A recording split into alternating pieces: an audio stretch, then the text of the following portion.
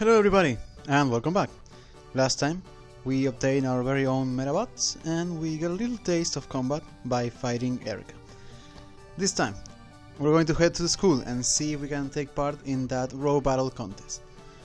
But before we do anything else, I thought I might as well point out that I changed the battle theme to the number 2 theme, so for this particular episode we will be listening to that, and then from the next episode onwards, we'll be listening to the number 1 theme. Hey Erica, what is up with the row battle contest? You're late, it's already over. It looks like the leader of the Screws was the winner. They got full control of the place.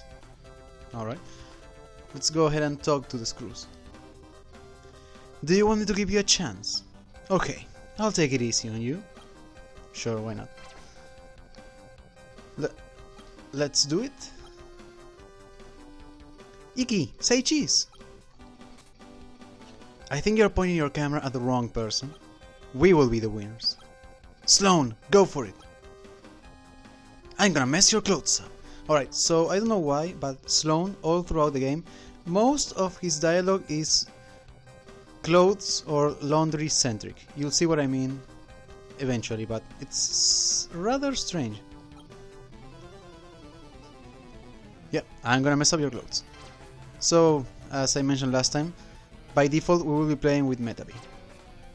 However, I will be giving some tips as to how to deal with certain battles with Rokusho as well. As for this one, before we go into more detail about our enemy, Totalizer.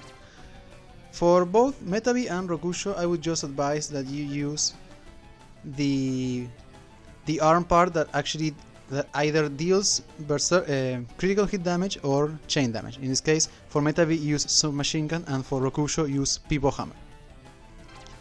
Alright, on to Totalizer. Its head as well as both of its arms have the same skill, that is Optic, which covers both laser and beam attacks. Laser and beam attacks have a specific ability that allows them to, at the very least, deal double as much damage as their base power, meaning that they do a ton of damage. Luckily they don't have chain attack damage, chain reaction damage, because otherwise they would be a bit too powerful. Aside from that, they do tend to have a rather low rate of success, so it is entirely possible to dodge them. But even then, do not be surprised if you get hit for this first fight. Other than that, Totalizer actually has a new type of leg, Tank Legs. Tank Legs, they are not influenced at all by any fields, meaning that they will not get any penalty for not being in the proper field, but on the flip side, they will not get any bonus either. So they're not particularly fast. Aside from it, they always tend to have very high armor values. As you can see, he has a leg armor value of 120, which is quite a lot. And here we can see the laser attack. Of course, we will not be able to dodge it because I just used chain gun, and it will most likely destroy our legs. Yep. Alright, so I guess one more thing to say about Totalizer is that even though we fight him first out of the 3 Screw members, I would argue that he is the second toughest. As you'll see later, as soon as we fight the second Screw member. But yeah, so at this point we pretty much weakened all 3 parts aside from the head, so we might as well use our missiles.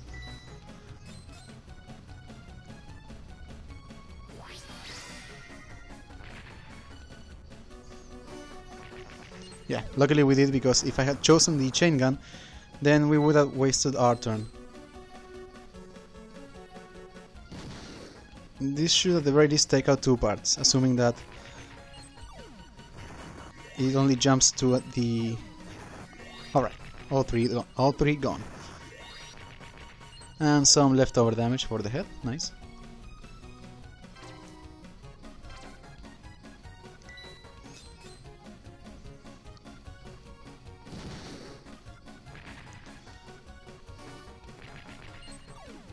Alright, one more hit should do it.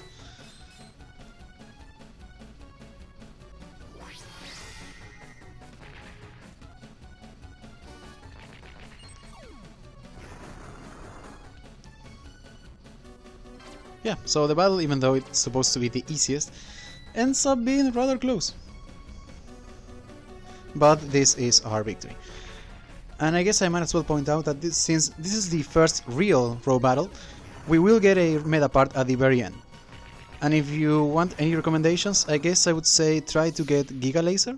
I think it's the better out of all parts. Either that or the head part. And let's see what we got. Well, we got the legs, which it's fine, whatever. And we get some EXP. My clothes got all messed up. Yep, again with the clothes. Thank you for taking care of Sloan. Your next Spike, get him! I'm gonna take your useless Medabots. Alright, Spike. He is the second member of the Screws that we fight, but even then I would say that he is by far the weakest. As for tactics, for both Metabee and Rokusho, pretty much the same tactic as before. He has slightly higher evasion, but not enough that he will be able to dodge your attacks, so you don't have to worry about using Scout with Rokusho. As to the Medabot itself, Cyandog is a purely long-range Medabot, and there's not really that much to add. It can even shoot a rifle with its head, which is kind of funny. But other than that, not much else. He is two-legged, meaning that he is quite faster than Totalizer, because he gets the same bonus as Metabee. But other than that, nothing else to add. If I were to recommend maybe one part, it would be the Assault Arm. Since it is aim shot, it has a higher critical hit chance.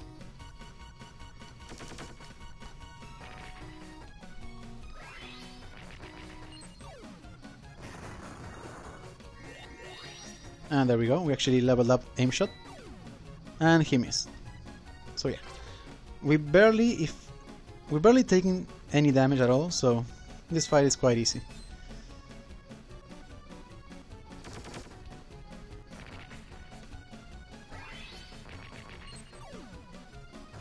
Yeah, one more hit should do it. And there we see the head rifle. I was actually kind of hoping that we will be able to dodge it, but I guess not. Ah, look at that, it actually got one part. Well, good for you, Spike. Even in the anime, he's kind of a joke.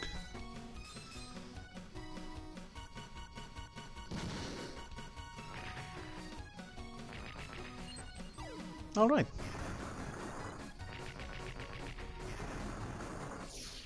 And another goes down. Let's see what we got. Linear cannon, that's fine. It wasn't fair! How pitiful. You lost against him. I will face you next. Alright, and finally we have the leader of the Screws, Samantha. So for this fight, I will actually have a few of a different tactic. For Metabee, I would advise that you just straight up use all 4 of your missiles, and as for Rokusho, I highly recommend that you use Scout at the very least once, because Peppercat has decent evasion, so she will most likely be able to dodge your attacks. Alright, on to Peppercat herself. Her head, as well as both arms, have the same skill, Stop. Stop covers 2 kinds of attacks, Freeze and Thunder. They are both fairly low damage attacks, but they can completely immobilize you for a few seconds, the duration of which will tend to vary on how high that Medabot has for that specific attribute. So right now, at the very beginning of the game, the effect is pretty much pitiful. As you'll see, we'll regain movement almost immediately, so it doesn't really seem to do that much. But later on, trust me, it can be quite annoying.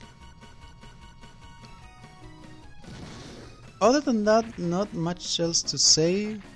I guess if I were to recommend one part, it would be Short Blow. I think that's the name. One of the arms that actually has chain damage. But aside from it, not much else to say about Peppercat.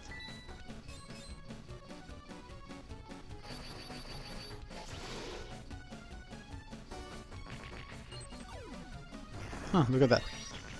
It actually dealt somewhat decent damage. But again, it's still nothing to really worry about.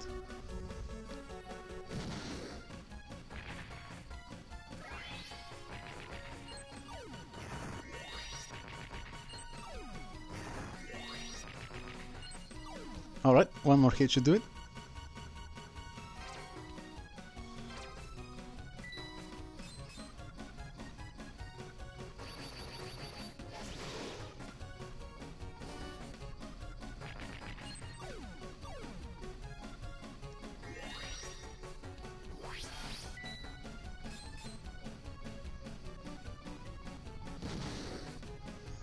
And there we go.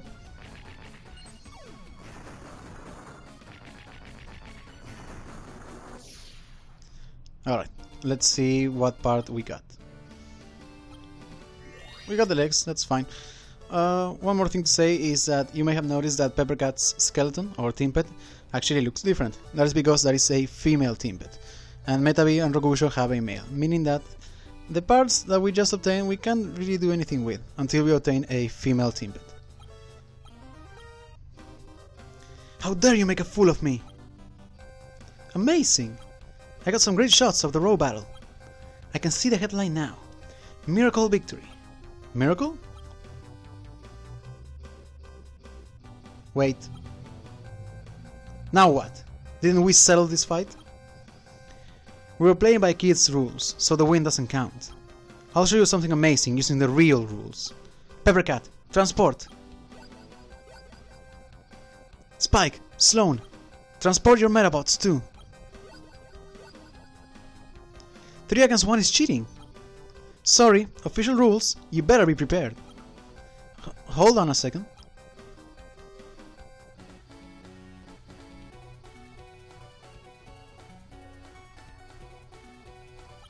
Our Medabots! What the heck is that thing? A Kabuto Medabot doesn't have the data to even do a technique like that. I'm gonna wet my pants. I'm going to throw in a guess and say that was Sloan.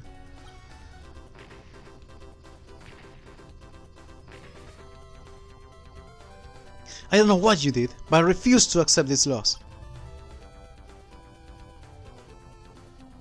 Someday you'll be the one doing laundry. Yeah. You haven't seen The Last of Us.